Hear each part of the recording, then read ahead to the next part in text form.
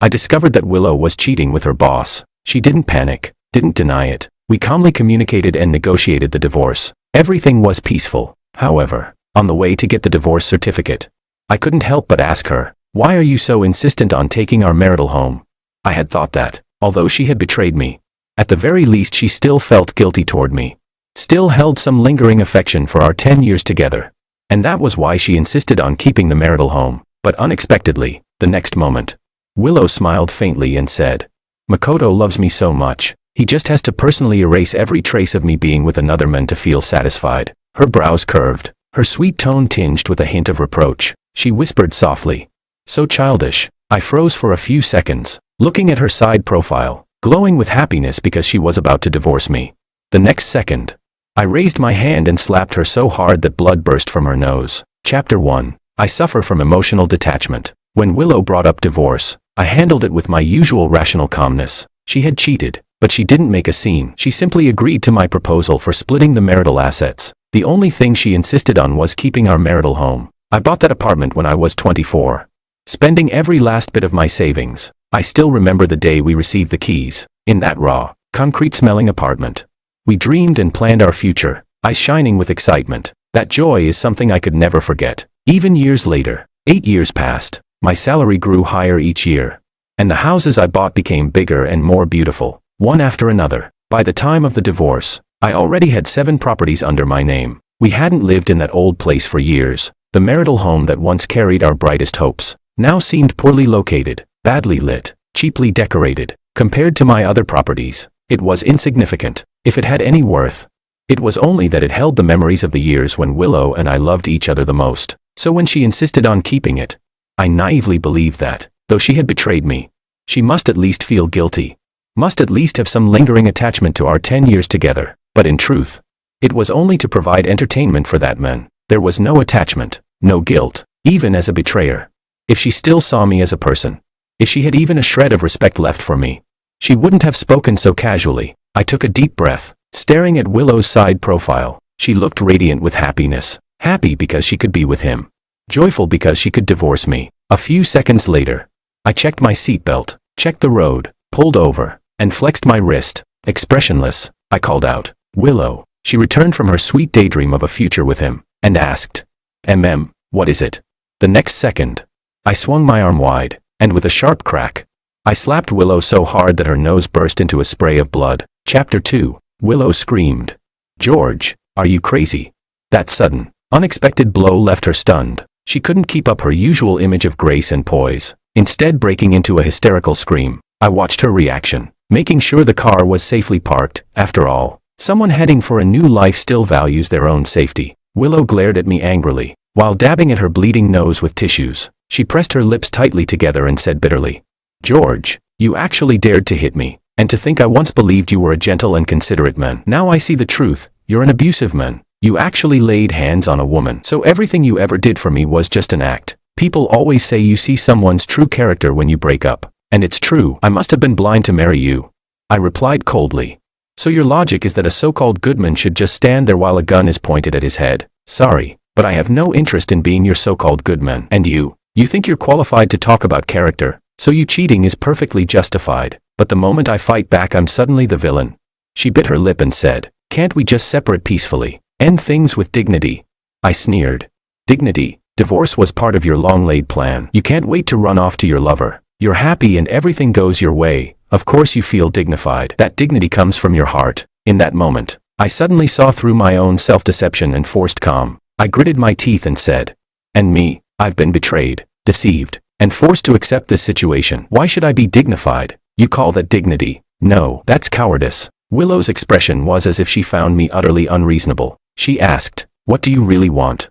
What I wanted was for the two of them, those filthy lovers, to never have a good ending. I stared at her and said word by word, to vent my anger. While she was still in shock, I swung another slap across her face. With a loud crack, her cheek bloomed with a bright red handprint. Before my next slap could land, Willow covered her face and shouted, "George, don't go too far."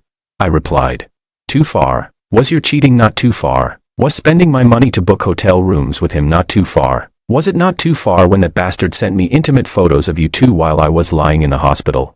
Expressionless, I said, No, I can't let this anger go. I will never divorce you. It was as if Willow was seeing me for the first time. She glared and said hatefully, "Fine, George. I always knew you were selfish, cold-blooded, petty, and stingy, unable to take a single loss, but I still underestimated you." Her refusal to divorce created more complications. She was already sick of being pointed at and judged by others, and she didn't want Makoto waiting too long. Closing her eyes briefly, Willow stopped arguing. Biting her lip, choking back her voice, she said, "Fine, you hit me, then hit me. Let's just say I owe you that. Okay, now it's paid. If one day you look back on how you treated me today, and you feel like you hurt me and owe me, don't feel guilty. Don't try to make it up to me. I don't need it, because what I want, you could never give." I said nothing. With a mocking smile that didn't reach my eyes, I flexed my wrist again. The next second, with a sharp crack, another slap landed. I said, "Here's another slap to see if you'll keep acting crazy." I asked, "Did I give you the bill? So why are you paying for it? And besides, how much is a slap worth when you've already thrown away your dignity? You said I'd feel guilty about hurting you. Rest assured, when I remember today, I'll only feel satisfaction." I added, "This bill written all over your face today. I'll make sure your filthy lover sees it. Let him feel heartache for you." With that, I landed yet another heavy slap. Chapter 3. By the time we arrived at the Civil Affairs Bureau, my mood had finally lightened a bit, only to be ruined again by an angry shout. Makoto, Willow's lover, was standing at the entrance, frowning, looking at Willow with worry. Today he wore shiny, polished leather shoes, a tailor-made suit, a Rolex on his wrist, even his hair slicked back neatly, meticulous, pompous, showing off. I didn't know if he dressed up like this to mock me as the loser, or to whisk Willow off to celebrate their bright new life together right after the divorce. But whatever reason he had for being so eager to claim this cheap prize, whether it was true love for Willow or just the hope of her taking half my assets, either way, it was about to fall apart. Makoto pulled Willow into his arms, gently stroking her face with concern, and asked, "Baby Willow, this bastard hit you, didn't he?" He fumed. "How dare he hit you? How could he hit a woman? Why didn't you call the police?" Willow's tone carried both grievance and a hint of coyness. She said, "My dear Makoto, don't argue with him. This little injury is nothing. Don't lose your temper and fight him because of me. It's not worth it." Makoto held her indulgently and said, "As the old saying goes, a virtuous wife brings less trouble for her husband." How true that is. Don't worry, I won't stoop to his level. Willow pouted pitifully and buried her face in Makoto's chest. The two of them clung to each other, full of false tenderness, pretending to be so moved, it made me sick to watch. I asked, "Are we divorcing or not? If not, I'm leaving." "Divorcing." Willow quickly pushed Makoto aside and rushed into the bureau, lest the slap she endured go to waste. But Makoto still wanted to show off a little. He stretched out his arm to block me, his eyes dodging, stammering, "No wonder Willow doesn't want you. What else can a guy like you do besides hit women? Apologize to Willow right now." He was half a head shorter than me, pointing at my nose and scolding me like that, with a cowardly yet playful foolishness. No wonder Willow liked him. Being with him probably made her feel like her mentality, and even her IQ, had returned to her youth. I tucked away the divorce papers, looked at him, and smiled. "In that case, we don't have to get divorced right away. Think about it, we'll have to separate sooner or later anyway. Since she's your future wife, isn't it a bargain for me to keep using her for one more day? And while you two keep sneaking around like this, if one day I feel like settling accounts, it'll be easy enough to ruin you completely." Makoto instantly deflated, head drooping, spirit crushed. He stood aside helplessly and watched us complete the divorce procedures. Chapter 4. After the paperwork was done, Makoto escorted Willow into the car and left. I walked to the entrance of the Civil Affairs Bureau, took a deep breath, and let the cold December air fill my lungs. Only then did the pain in my chest start to emerge. I recalled what Willow had just said in the car, calling me selfish and cold-blooded. That wasn't the first time she had described me that way. Back then, it was Willow who pursued me. Yet I never responded to her advances. Even then she complained.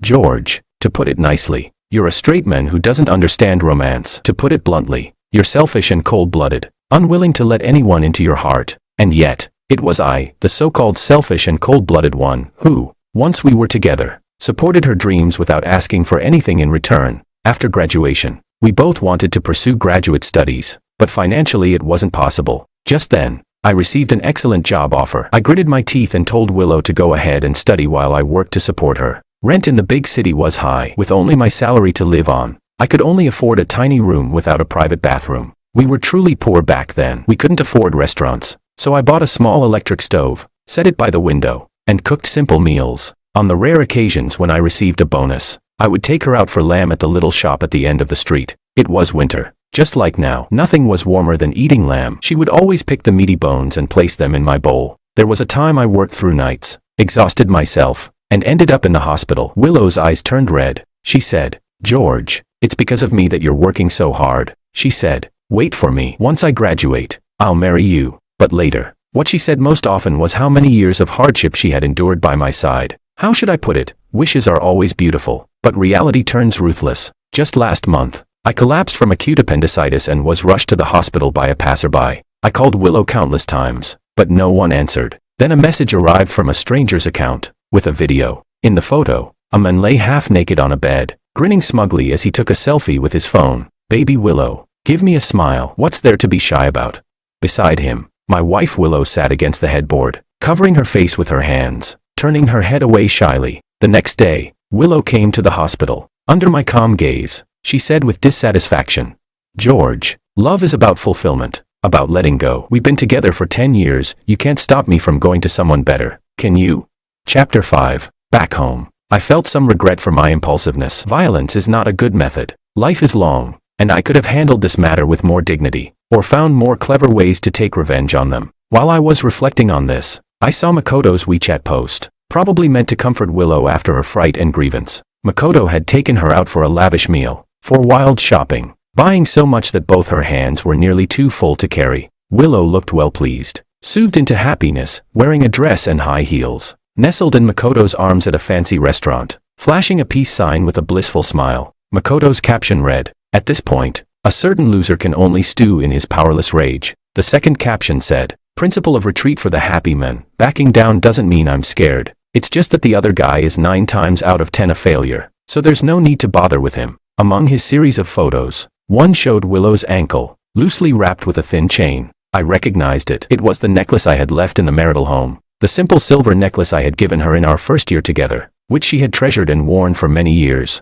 It had been written into the divorce agreement, together with the marital home, soon to belong to Willow. Whether she wore it as an anklet or put it on a dog, I had no power to stop her. Such a clumsy tactic. Makoto had posted it deliberately for me to see, just to mock me, to provoke me, to claw back some sense of victory. I closed WeChat moments, and I faced my feelings with complete honesty. Yes, I was indeed provoked. Yes, violence is not a good method. Yes, life is long, and I could handle this with more dignity, or find more clever ways to take revenge. But right now, I only wanted to wipe the smile off their faces. Chapter 6. First, I called my lawyer to amend the divorce agreement. I had changed my mind. I wanted Willow to leave with nothing. The lawyer paused for a moment and said, "That demand might not be easy to achieve." I replied, "That's fine." My gaze lingered on the phone screen, on Makoto's smug, arrogant smile. I said, "After all, the one who can't afford to drag this out isn't me." I hung up. After 30 minutes of technical training, I drove straight to the mall where Willow was shopping and found the two of them arm in arm at the entrance. One slap. The force traveled from my waist and back into my palm, the angle and power executed to perfection. Willow was instantly knocked to the ground, clutching her face, stunned and unable to recover for a long while. Makoto started shouting again, "George, what the hell are you doing now?" I raised an eyebrow and said, "What? Planning to step in?"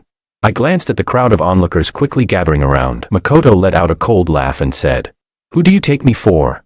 I nodded and said, "Good." Then I landed another solid slap. The spectators started chattering loudly. "What's going on here?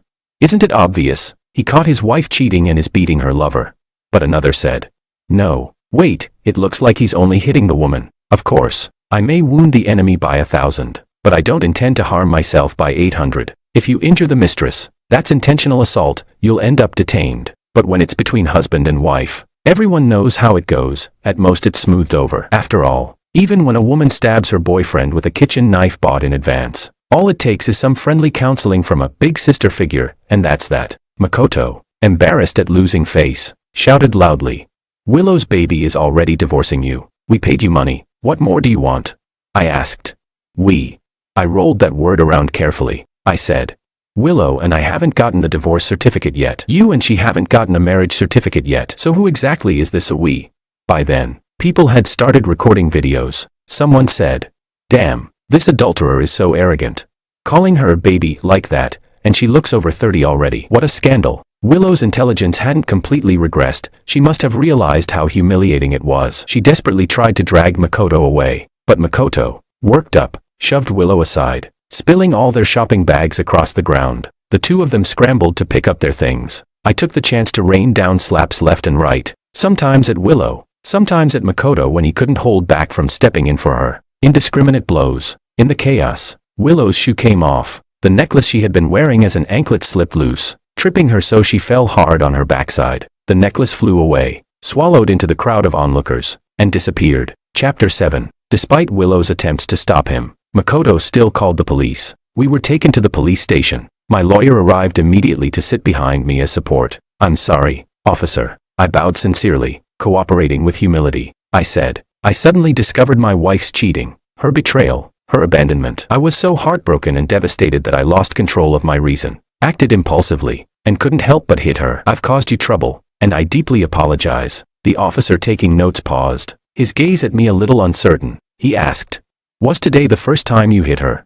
I answered, "Yes, the first time." The officer frowned. My lawyer spoke up just in time. "The standard for defining domestic violence is sustained and repeated behavior. What my client did cannot be classified as domestic violence. This was simply an overreaction after an extreme emotional shock." The officer put down his pen and made a judgment. He said, "This is a divorce dispute. Go home and resolve it between yourselves." Makoto suddenly shot to his feet, his voice rising. "What? She's been beaten like this, and he doesn't even get detained?" The officer glanced at Willow's face and said, "It looks alarming, but even medically it doesn't qualify as minor injury. That doesn't meet the standard for detention." Makoto, furious and flustered, suddenly pointed to his own bruised eye socket and shouted, "What about me then? He hit me too. I'm not his family member. Doesn't this count as intentional assault?" My lawyer cast me a meaningful look. I once again stood up, humbly apologizing. I said, "I'm sorry, Mr. Ito. You happened to be in the way of my attack. I couldn't stop myself in time. It was purely accidental injury." The officer nodded as well and said, "Sir, the surveillance footage cannot prove that Mr. Wong had the intent to harm you. This cannot be considered intentional assault, only a matter for civil mediation." In the end, following standard procedure, the police ordered me to compensate Makoto with 50 yuan for lost work and 200 yuan for emotional damages, a total of 250 yuan. I accepted it sincerely, called out to Willow, and pointed at Makoto.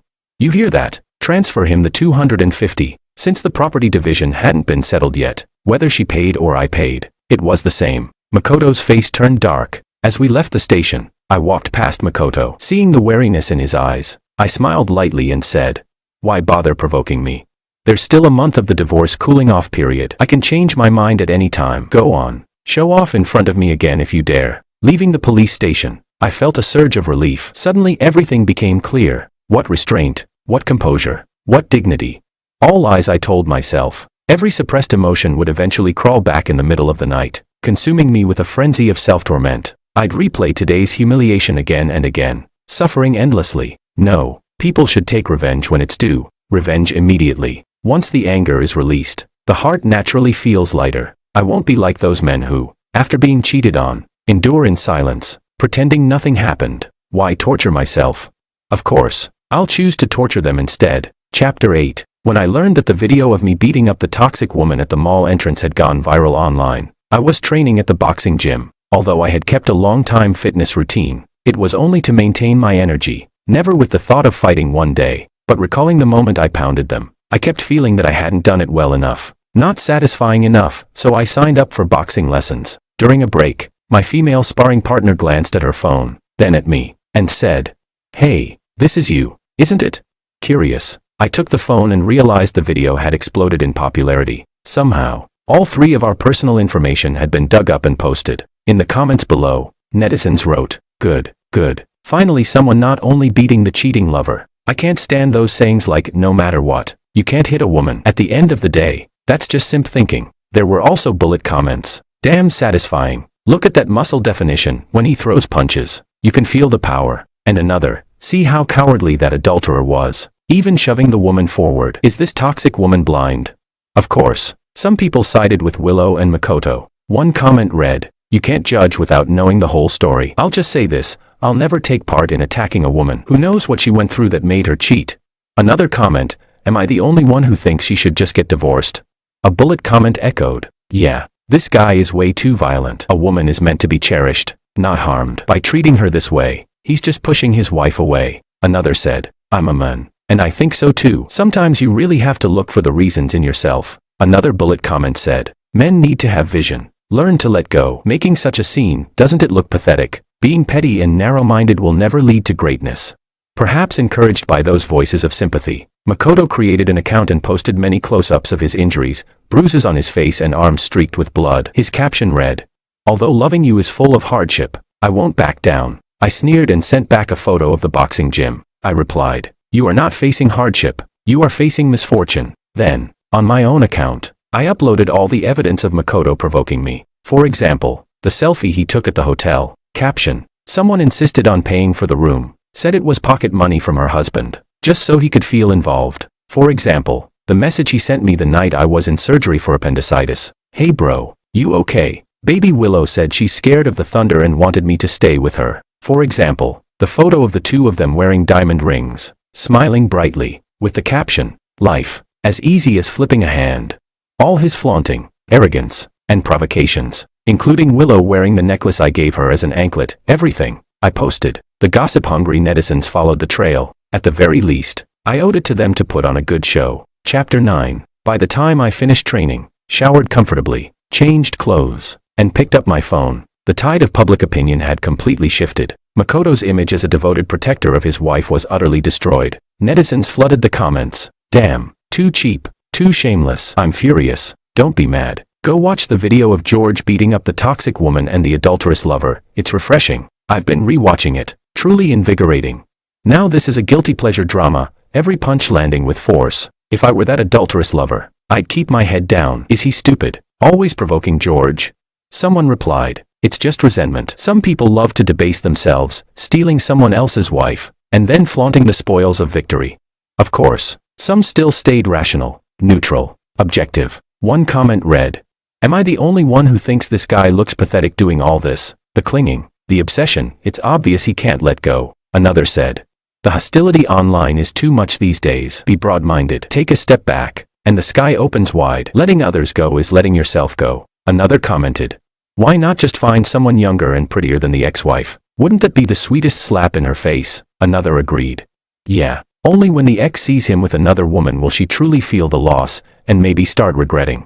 My female sparring partner, Anna, was following the gossip in real time, laughing with delight. When she saw that comment, she leaned closer, tucked her hair behind her ear, and smiled brightly. She asked, hey, what do you think of me? Want me to help piss off that toxic woman? I'm younger, prettier, stand next to you and I guarantee she'll. I replied, say one more word and I'm canceling my membership. She pouted. Oh. Chapter 10. I took annual leave from work and simply moved into a hotel. Better than being at home, surrounded everywhere by reminders that made me upset. Fitness, swimming, snacking in the executive lounge, gazing at the night view from the top floor suite, then sleeping until I woke naturally. Right now, I was terrifyingly strong. As the saying goes, with no woman in my heart, my sword strikes with divine clarity. On the other hand, there were still many rational, neutral, and objective voices online, criticizing me for lacking dignity. I scrolled past a video commentary from a million-follower relationship blogger. The harshest revenge a man can take is not nitpicking, but silently walking away, starting over, achieving a reversal of fortune, and finally watching the toxic woman regret with a cold, indifferent heart. This Mr. Wang may look like he's winning, but in truth he's still punishing himself with his ex-wife's mistakes. True dignity after a breakup is to leave with grace. Now, even that image of dignity is gone. Women will only think they were lucky to have left you. I sneered. Washing underwear with a cold face, what a sophisticated way to dress it up. Why should I care about what final impression I leave on a toxic woman? Why endure humiliation when I can take revenge on the spot? Why give up all my assets, leave with nothing, just to let Willow have a lofty silhouette of me walking away, so she can, in the dead of night, feel a pang of regret? No, but then again, with so many big bloggers reposting, was it really getting this much traction? I swiftly updated my account bio. Might as well take the opportunity to build a platform of my own. Chapter 11. By evening, my college roommate called me, his tone cautious. George, about tomorrow's class reunion, are you still coming? The moment I heard it, I understood. The video of me beating up the toxic woman and her adulterous lover at the mall had gone viral. Many acquaintances must have seen it. I replied, of course I'm going. Why wouldn't I? On the other end, he said. But I heard Willow will be there with that guy. Won't it be a little? I laughed and asked. Embarrassing, I said. She had the audacity to flaunt her cheating. I, who am clean and innocent, why should I feel embarrassed? My roommate let out a sigh of relief. Glad you think that way. I was worried you might take it too hard. After all, Willow was your first love. He remembered the past and spoke with some emotion. You could have gone on to grad school, but instead you got together with Willow. Once you did, you were unbelievably devoted, 10+ years from campus to marriage. It's normal to find it hard to let go. A sharp pang pierced my heart. I cut him off. Let's not talk about sunk cost. See you the day after tomorrow. On the day of the reunion, I pushed the door open. The once lively crowd fell silent. Everyone's eyes on me carried a strange look. I looked over. Makoto had his arm around Willow's shoulders, holding the leash of an Alaskan dog, feeding it butter cookies. I recognized those cookies. I had made them. I'd learned the recipe while doing food deliveries. I never cared much for them myself, but I made them to give Willow a taste of something different. She used to take them to school with milk tea, saying they were healthier than store-bought snacks. When Makoto saw me, he deliberately shoved another cookie into the dog's mouth, his gaze openly taunting. He sneered. What is this garbage, only fit for a dog to eat? I nodded and said, good. Better the dog eats them than you. Then I added, by the way, a reminder, your lady's been eating them for years. It took a moment for Makoto to process, his expression shifting from confusion to anger. Sensing trouble, the classmates quickly tried to smooth things over. Some changed the subject. Others pulled me to a seat. I didn't want to dampen everyone's mood, so I chatted and laughed as I sat down. After several rounds of drinks, spirits were high. Everyone began reminiscing about college days. Someone brought out graduation photos, another old cafeteria cards. Just when the atmosphere was perfect, Makoto suddenly interrupted. Speaking of old stuff, I found quite a few things while sorting through the house yesterday. He pulled out photos of me and Willow, the protective charms we prayed for at a mountain temple, the handwritten letters I sent Willow while on business trips, countless keepsakes we had stored in the marital home. He held them up one by one, loudly mocking as he examined them. Look at this photo, so badly taken. How could Willow, my beautiful baby, be made to look ugly? Knowing how to take pictures is a must for a competent boyfriend, I replied. A camera can't work magic. A person looks how they look. Learning to accept yourself is what really matters. Makoto was at a loss for words, then continued. And this, worthless junk. Only a pauper would buy such a thing as a gift. He used his chopsticks to flick disdainfully at the plain silver ring Willow and I had bought for our first Valentine's Day. He said, keeping a cheap silver ring like this, clearly someone's never seen anything better. Our classmates exchanged uneasy glances, stealing looks at me to gauge my reaction. I stood up, walked over, and poured a glass of ice water straight over Willow's head. I asked, are you asleep? The dog you brought is barking nonstop and you don't even care to control it. Then I turned to Makoto and said, hard work for you, isn't it? Not only did you pick up a big piece of trash, but you even had the time to gather up all these little bits of garbage and bring them along. Willow quickly wiped the water from her face and pulled me aside, speaking angrily. Isn't it all because of the things you posted online? Makoto's been cursed at for 2 days. He didn't really do anything to you. Didn't even mention your name, so what if he let off some steam? Did you really have to go this far? I replied. He deserved it. Then I flung the empty glass straight at Willow's nose with precision. I said, and you deserve it too. Her nose, still not healed from the last time I slapped her, burst into blood again. Makoto wailed once more, while several classmates hurried forward to separate me from Willow. George. Willow, unable to bear it any longer, screamed.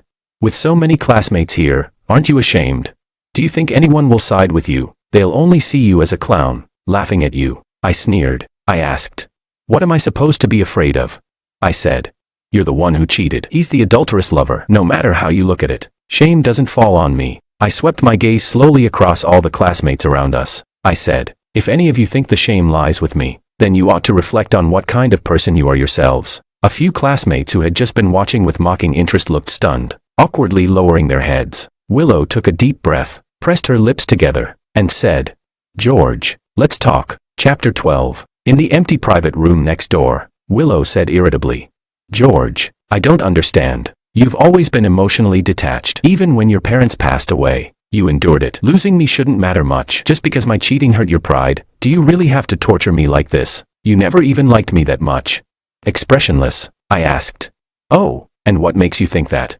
Willow, agitated, listed things off one by one. Since we got married, you've never given up a single promotion opportunity. For that, you wouldn't even consider having children. You already earn more than enough. So why do you have to work so hard, so obsessively? Do you know? I never cared about the money. What I wanted was your presence, your emotional support value. Why don't you understand me?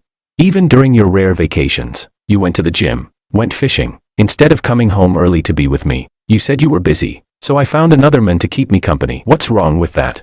Makoto isn't like you. He always puts me first, spoils me like a sister. I'm begging you, please stop targeting him. Okay. I couldn't stand Willow's degrading face any longer. I grabbed whatever was at hand and hurled it at her. I shouted, "Are you fucking blind? Don't you know who provoked whom first? Who the hell are you trying to fool? You don't have to do the housework. You don't have to earn money. When I have money, you say it's not what you want. When I don't, you despise me for being useless. Cheating is cheating. Stop making excuses and pinning the blame for your affair on me. Aren't you shameless?" As I spoke, I kept throwing things. Willow scrambled to dodge in panic. I roared, "Why don't you provide me with emotional support value? Why don't you go earn money? Why don't you go fishing and work out with me?"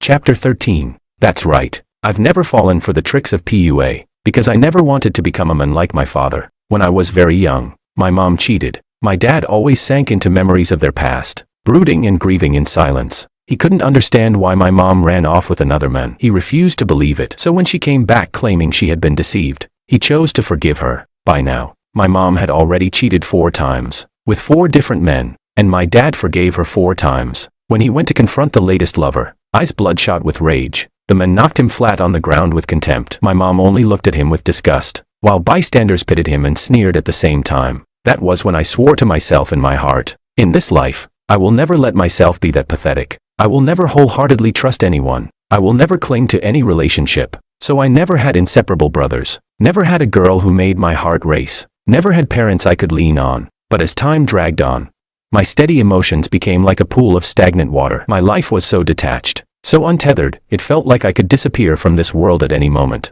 The truth is, Willow wasn't all that special. She just happened to show up at the right time. When I began to question the meaning of my existence, she came, bold and radiant, and told me, "George, love is a beautiful thing. If you never try, how will you ever know what it feels like?"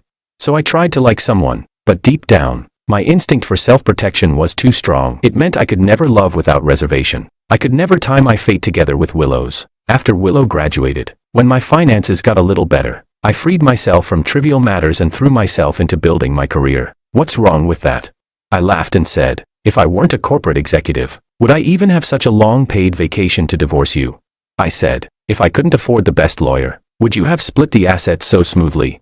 I said, if we had 2 kids, we'd be fighting for custody now. And if I lost, I'd still have to pay you child support regularly. Besides, if we had kids, every time I hit you, would I have to settle the children first? Willow was speechless. At some point the door opened, and a bunch of people were recording with their phones. I knew this clip would go viral soon. Our old classmates were stunned, frozen for a long while before pulling us apart. Willow and Makoto were dragged off somewhere, while my college roommate stayed behind with me. The reunion had turned into a gossip spectacle. One roommate sighed and said, "George, you really never stop surprising us. You know, back then we all said you had a heart sealed in concrete, like you were destined to stay single forever. But then you suddenly got together with Willow, actually loved her seriously, married her, and stayed together for so many years. When we saw that video of you beating up Willow not long ago, we were shocked too. It was kind of satisfying to watch, but honestly, we couldn't imagine you being the one to do it. It felt a bit. The roommate trailed off awkwardly. I chuckled and helped him finish the thought. I said, a bit like a scoundrel, right? The roommate said awkwardly, well, not exactly. I said, it's fine. Then I said bluntly, I don't think it's a big deal. I only figured this out in the past few days. All along, men have been disciplined into becoming too cowardly. In literature, in movies and TV shows, it's always the same scenes, women as the victims, men as the abusers. It's as if being male is an original sin. Men are taught that they must yield to women, protect women, and even when a woman makes mistakes, people will still first persuade the men to be magnanimous simply because you're a man. Even in family relationships, many people claim with certainty that since women are physically weaker, when a woman hits a man it doesn't count as domestic violence. That's why those images of wife-fearing men, henpecked husbands, and men treated like slaves to their wives have become popularized. Men's suffering has even been turned into entertainment. It's as if only by putting their wives on a pedestal can men gain women's approval. As if that's the only way to redeem themselves from the so-called original sin of being male. And yet, when a man finally makes the most rightful counterattack, people immediately say, you're being petty. not a real man. But when you're harmed, you're supposed to fight back tooth for tooth. We should never let gender decide whether we retaliate or not. Chapter 14. In the past, I didn't understand. I only knew how to isolate myself. It wasn't that I didn't want to love, but that I was running away. What Willow said was right, because I feared the pain I might face. I didn't even dare to touch the beauty of love. When I found out Willow cheated, I once regretted ever liking her. I wondered, was I wrong? Should I never have let anyone into my heart? But in these past days, with every slap I dealt as the most direct form of release, I suddenly realized something. It shouldn't be this way. A coward gets hurt even by soft cotton. Too afraid even of happiness. Life only happens once. We should face everything life gives us. When we're happy, laugh. When we're sad, cry. When we want to love, go love. And if we're hurt, it's fine. Let go of what needs to be let go. Hit back when it's time to hit back. Only then can we live freely, without regrets. Only then can we always stay passionate. Always look forward to the next gift fate has to offer. Chapter 15. The days that followed were actually quite pleasant. Whenever Makoto couldn't hold back his temper and tried to provoke me, I'd take it out on Willow with a good beating. Eventually, it got to the point where whenever I so much as lifted my hand, both Willow and Makoto would instinctively shrink their necks and look at me with fear in their eyes. That was how it should be. In front of me, they had no right to look smug and happy. It was an eyesore. A cheating woman and her lover should live with their heads down, tails tucked. I was satisfied with that, but Makoto still hadn't fully learned his lesson. After Willow found out she was pregnant, he couldn't resist sending me the test results, gloating as he said, 6 years of marriage and Willow never got pregnant with you. Serves you right for being cheated on. Turns out it had to be me. I stared at Willow's belly with amusement. I almost laughed myself to death. Wasn't this basically telling me, clear as day, that Willow's stomach couldn't wait any longer? Makoto soon regretted his provocation bitterly, because on the day we were supposed to get the divorce certificate, I didn't show up. Willow blew up my phone with angry calls, demanding answers, but I was on a beach vacation, filming videos for my fans. She snapped, "George, how could you go back on your word?" I lounged lazily under the sun and replied, I was so pissed off that I had no energy to divorce. I had to take a vacation first. You'll have to get a new number at the registry. My live stream chat was going wild. Bullet comments filled the screen. George has mastered marriage law. Haha. Reverse play. As long as I don't rush, the one who panics is the other side. Let's see if they can keep being arrogant now. After rescheduling, before the new date arrived, Willow first received a court summons. My lawyer had drafted a new agreement demanding that Willow leave the marriage with nothing. Makoto refused. Since he had been counting on Willow getting at least part of my assets, he made her delay for another month. But Willow saw her belly growing day by day. She still wanted to wear a wedding dress beautifully, so she signed the agreement behind Makoto's back in order to marry sooner. That way, I successfully kept all the marital property. She told Makoto, "Makoto, you make millions a year. You'll earn it back sooner or later. Why keep fixating on his money? Besides, if we don't hold the wedding soon, I won't even be able to fit into the dress with this waist of mine."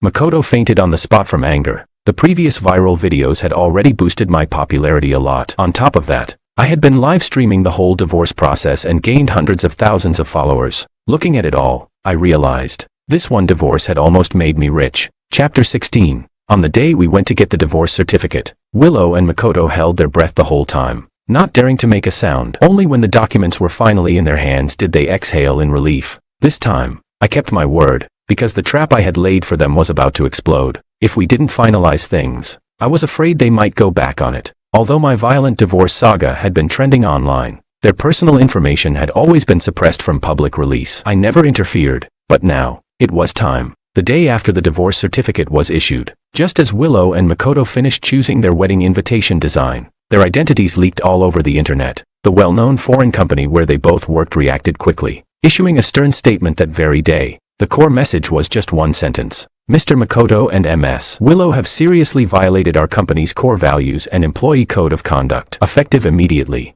their employment contracts are terminated. Makoto's $1 million salary, gone. He tried to copy me by starting an online account. In a panic, he showed off his love with Willow, flaunted wealth, displayed her pregnant belly, but the platform permanently banned them for promoting improper values. Meanwhile, my lawyer sent me an update. Ms. Willow now faces a huge penalty for breaching her contract after being fired, on top of her past overspending. And with marital property already divided, her debt is estimated at nearly $1 million. I glanced at the phone notification, took a sip of coffee, soft white sand under my feet, endless blue sea before my eyes. I typed one word in reply, good. In my live stream, Fans spread the news with glee, celebrating. Congratulations, George, finally free from misery.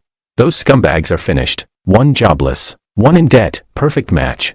This ending is so satisfying. I ate 3 bowls of rice. I looked out at the boundless horizon. Sea breeze lifting my hair, smiling light and carefree. My emotional isolation seemed to have healed itself, so naturally.